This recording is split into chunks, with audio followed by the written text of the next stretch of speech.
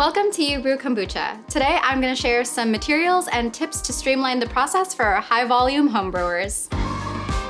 If you're a kombucha homebrewer and you like to brew more than 1 gallon at a time, I am here to share some of my tips and some of my recommended materials to help make that process a little bit more efficient than just brewing 1 gallon at a time. If you've never brewed a batch of kombucha before and you're curious about the process, go ahead and check out my quick start guide to first fermentation, and that'll outline the process from start to finish on how you can get your first batch brewing. But this video is really aimed at helping homebrewers who like to brew in higher volumes, say 3 gallons or more at a time. And I'm gonna walk you through my process every time I go through and brew multiple gallons of kombucha. So we can go ahead and get started. When I'm brewing kombucha for myself and my friends and family, I like to typically brew in batches of 3 gallons at a time. So that being said, I typically don't like to use my French press in that capacity because it just doesn't hold enough tea in order to make enough kombucha for 3 gallons. So in that case, what I do like to do is use this cold brew tea steeper that I basically just repurposed to steep hot tea, and I'll show you how I do that in a little bit. But one thing that I like to use to help speed up the time it takes to boil water is just to use one of these electric hot water kettles that you can just buy pretty affordably all over the place. I can link to the specific one down in the description box. But I'm just gonna go ahead and get some water boiling in that. And while that boils, I am going to add my tea and sugar to this steeper pitcher. And what I really like about this pitcher is that it has kind of a dual filter method. There's a removable little container here within the pitcher itself that you can put your tea in, and there's another strainer here at the lip of the pitcher that will help keep the tea leaves out as you're pouring it out of the pitcher as well. So that just helps make it easier for you to strain it out. So for each gallon batch of kombucha that I like to brew, I use 2 tablespoons of English breakfast and 1 tablespoon of Assam black tea. So I'm just gonna add all of that tea for 3 gallons worth of kombucha into the pitcher. So this is my English breakfast. So that's 1, 2, 3, oh, 4,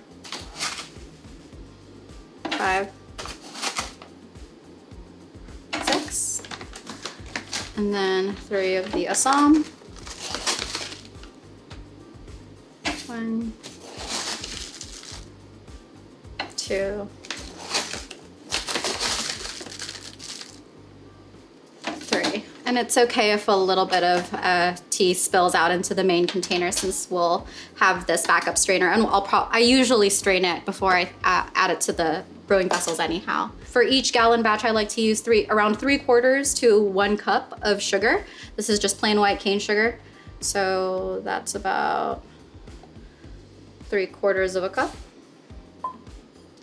And a lot of people ask me why I add the sugar into the tea at this stage if we're still gonna strain the tea out. And the short answer is just laziness. I like to add the sugar into the brew when the water is hot so that it can fully dissolve. And so that's why I just add all the ingredients at this stage. So now the water has boiled. Take our electric kettle and just pour it right over the tea and the sugar. And so I will note that this specific pitcher that I'm using is meant for iced tea infusions. So because it's made out of plastic, it hasn't cracked on me, but because I just want to be a little bit cautious about that, I only fill it up with boiling water about halfway, and then I will fill the rest of it with just normal room temp water just to prevent it from cracking because of the hot scalding water.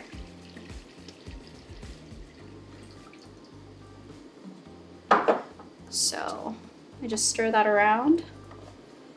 Make Make sure that the sugar dissolves. And I will let that steep for around 15 minutes to give the tea enough time to steep in the hot water.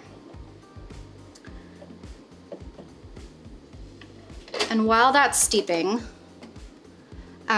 you can see I already have it prepped over here on the side, but what I usually like to do is I fill my gallon jars partway up, maybe a third of the way up, with some room temperature water. I just like to have a lot of water on hand ready and in the brewing vessels already, just to be prepped for when I put this tea concentrate into the vessels themselves. And you'll notice that I'm not really doing a ton of measuring aside from how much tea and sugar I'm using per gallon batch. The water, I'm generally just kind of eyeballing. And as I'm sure you know, as homebrewers yourself, once you get into the rhythm of your homebrewing process, you can pretty much just eyeball the volume levels, because everybody's jars, if you're not using these specific gallon glass jars, you're probably more familiar with just eyeballing your measurements anyhow. So I'm not being super meticulous about how specific my water and volume measurements are in this video. If you do want all of those specifics, definitely check out You Brew Kombucha and my video on first fermentation for all of those details. But for this video, I kind of just wanted to walk you through my own process and how I do it when I'm brewing myself at home. And now we wait. And we are back. This has been steeping for around 15 minutes or so.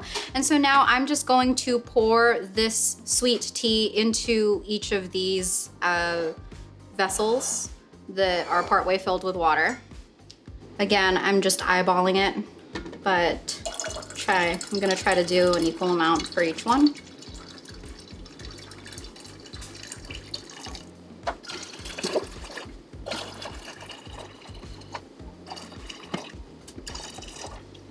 So as you can see, the vessels aren't quite filled up to the top, so I'm just gonna add a little bit of extra water to each of them.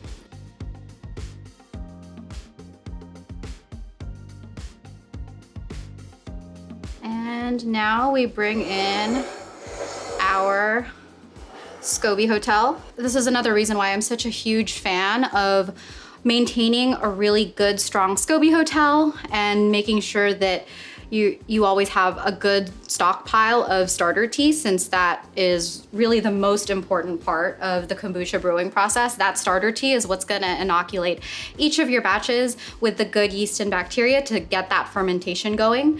And what I love about having that SCOBY Hotel just ready and waiting for me at any point in time is that whenever I decide to brew high volumes of kombucha, whether it's 3, 4, 5, or 6 gallons, I always just have a ready stockpile of kombucha starter tea ready and waiting for me. So I'm gonna go ahead and take a dip into the hotel and put about 2 cups of starter tea in each of these gallon batches.